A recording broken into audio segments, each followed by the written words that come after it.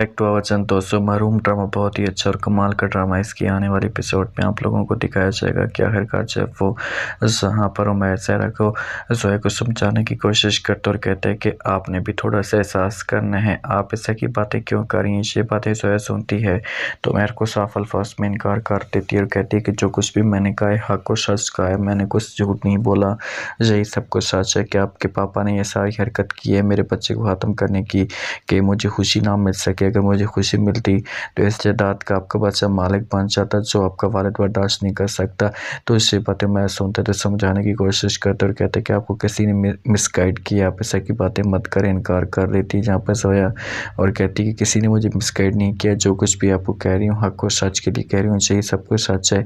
लेकिन बस बहुत हो गया उमैर, मैं अब इस घर में मज़ीद नहीं रह सकती, मुझे अलग घर चाहिए, मैं अपनी खुशियाँ सब बर्बाद नहीं कर सकती। तो समझाने की कोशिश करते उमैर उससे कहता है कि यही तुम्हारा अकेला घर है, तुम्हें और क्या चाहिए। तो जहाँ पर सोया कहती है कि मैं आपके वालिद के साथ ऐसा नहीं रह सकती, मेरा दम घुटता जब भी मैं उसे देखती हूँ, तुम ऐसे नहीं जानते जब तुम्हारे सामने असलियत आएगी। तो जहाँ पर उमैर कहते कौन सी असलियत और तुम कैसी बातें करी हो अजीब तरह की, मुझे समझ नहीं आ रही। सोया कहती कि बस मैंने जितना आपको कहना था कह दिया है, जिस दिन आपके सामने असलियत आएगी तो फिर आपको जल्द पता चलेगा कि आपका वालिद किस हद तक जा सकते हैं। खैर वो आपका अपना पर्सनल मैटर है, मैं बीच में कोई बात नहीं करूँगी, लेकिन बस मैं इस घर में नहीं रहूँगी, मुझे लगता है घर लेकर दे दो, सब मुझे छोड़ दो। मैंने कहते कि अच्छा ठीक है, मैं कुछ करने की कोशिश करता हूँ, पापा के साथ बात करूँगा। जोया कहती कि जब आप पापा के साथ बात करेंगे तो वो तो इनकार कर देंगे, ऐसा कभी भी नहीं हो सकता।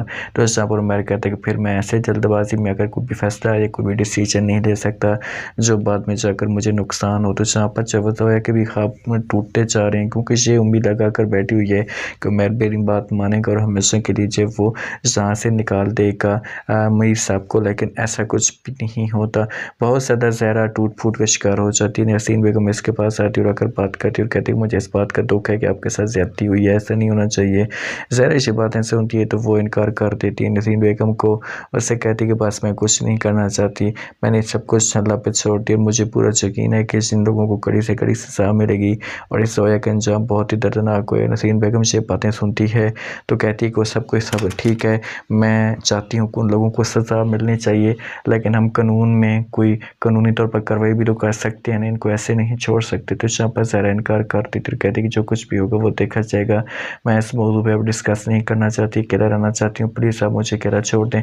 नसीन बेगम कहती कि ठीक है बेटा, लेकिन प्लीज़ ऐसी कोई टेंशन मत लेना, मैं नहीं चाहती कि आपकी हालत मज़ीद बिगड़े। तो यहाँ पर ज़हरा कहती कि अपनी तरफ से मैं कोशिश करूँगी कि हालत ना बिगड़े, लेकिन अगर बिगड़ भी सकती है इसमें कुछ कह नहीं सकते। तो जहाँ पर नसीन बेगम कहती कि अगर ऐसा कुछ होगा तो मैं आपको नहीं छोड़ सकती, इसी वजह से तो आपके साथ हूँ कि आपको रिलैक्स चाहिए, आपका सुकून चाहिए, ताकि आप कभी भी इस तरह की टेंशन ना लें, आपको दोबारा कोई ना कोई खुशी ज़रूर मिल जाएगी।